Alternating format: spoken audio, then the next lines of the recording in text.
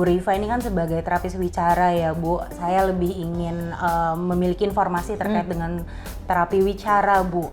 Beberapa orang tua nih yang mungkin saya pernah bertemu seperti itu ya Bu, ketika dirujuk anaknya untuk melakukan terapi wicara, lalu merasa anaknya udah bisa bicara gitu ya, lalu udah dia distimulasi aja di rumah. Mungkin Ibu lebih bisa memberikan informasi juga terkait kepada sahabat kancil terkait dengan terapi wicara, tujuannya seperti apa dan goal apa yang kira-kira nanti bisa diperoleh oleh anak ketika mengikuti terapi wicara.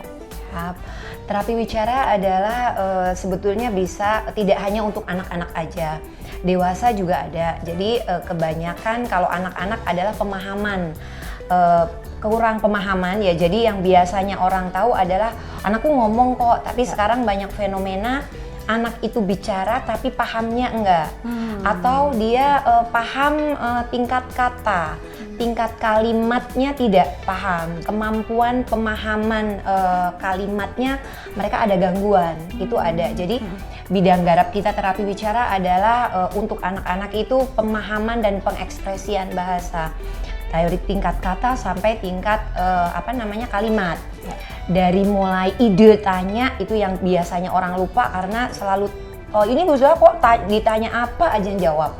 Tapi dia lupa, dia nggak pernah bisa bertanya ataupun menceritakan kembali. Jadi kemampuan bertanya, kemampuan menceritakan kembali itu belum seusia. Kita punya di klinik kancil pun punya nilai, punya tes terstandar. Jadi tes yang informal ada, yang formal juga kita ada. Jadi tes ini menentukan bahwa pemahaman ini anak usia berapa sih? Oh iya dia pinter kok bahasa Inggrisnya, oke. Bahasa Inggrisnya usia berapa? Bahasa Indonesianya usia berapa? Nanti jadi untuk anak Indonesia tagline-nya usahakan anak Indonesia yang pandai berbahasa Inggris. Jadi jangan sampai bahasa Inggrisnya pinter, bahasa Indonesianya enggak gitu. Jadi kita punya alat tesnya. Kalau memang itu anaknya 5 tahun, pemahaman bahasa Inggrisnya 3 tahun, 4 tahun, bahasa Indonesianya 3 tahun, kita menangkan bahasa Inggris dulu, nanti baru kita kembali ke dia kemampuan bahasa Indonesia. Kalau itu anak memang hanya keterlambatan aja, jadi memang benar-benar pemahaman harus seusia. Itu satu, pemahaman mengekspresikan itu area bahasa, area irama kelancaran, gagap dan latah itu juga bisa ditanganin. Jadi sahabat kancil mungkin jadi jangan merasa kayak itu lucu gitu ya. Itu sesuatu yang memang sahabat kancil bisa diobservasi ke sini untuk ini loh kekuranganku ini, stutteringnya atau gagap bisa ditangani dengan cara ini. Benar bahwa tadi ada sebagian orang yang bisa kok diterapi sendiri, ngapain ke terapi wicara. Memang kita di klinik kancil ini juga memberikan home program. Ada beberapa anak yang memang ini hanya keterlambatannya tingkat maintenance ya, kita kasih program. Nanti hanya balik ke kita untuk 3 bulan aja, jadi kita cuma tes. Ini loh pedomannya, tapi kan mendapatkan program, mendapatkan guide yang pasti bahwa arahnya kemana, programnya apa. Jadi stuttering itu juga bagian yang bisa ditanganin oleh tim terapi wicara. Untuk begitu juga dengan dewasa juga itu ada gangguan stuttering sama pemahaman terutama untuk pasca stroke. Kalau untuk gangguan suara misalnya suaranya hilang, suaranya serak ataupun habis pasca operasi itu juga bagian yang ditangani terapi wicara. Mungkin kalau di klinik kancil ya pasca operasi enggak, karena kita lebih ke arah tumbuh kembang anak ya. Tapi kalau untuk dewasa yang memang ada yang penggunaan pita suara berlebih sehingga suaranya hilang, klinik kancil bisa. Itu tetap bisa karena tidak menggunakan alat yang standar rumah sakit ya.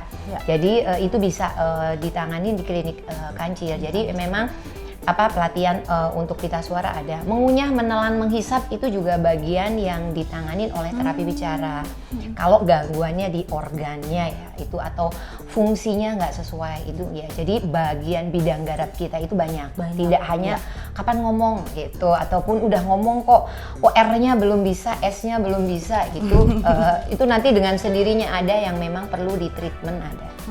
Jadi memang terapi bicara ini ternyata cakupannya luas sekali ya Bu Rifa. Tidak hanya anak juga. Tidak hanya anak, bukan hanya mengajarkan anak untuk berbicara saja, tapi juga bagaimana struktur mulutnya mungkin, juga tadi ada penanganan pita suara, lalu bagaimana berbicara secara ekspresif, bertanya, lalu mengemukakan cerita juga. Wah, ini udah jelas banget. Mudah-mudahan penjelasan yang Bu Rifa berikan nih menambah ilmu baru juga untuk sahabat kancil. Terima kasih banyak Bu Rifa untuk penjelasannya.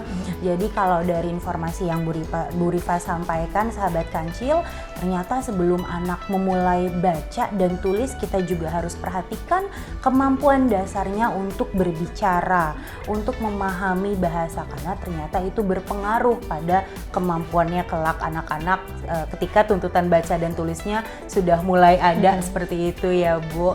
Terima kasih Ibu telah hadir di program Kata Kancilku. Ini menarik sekali pembahasannya dari Bu Rifa. Jangan lupa ya sahabat kancil untuk tetap melihat, menonton video-video kita di episode lainnya di program Kata Kancilku.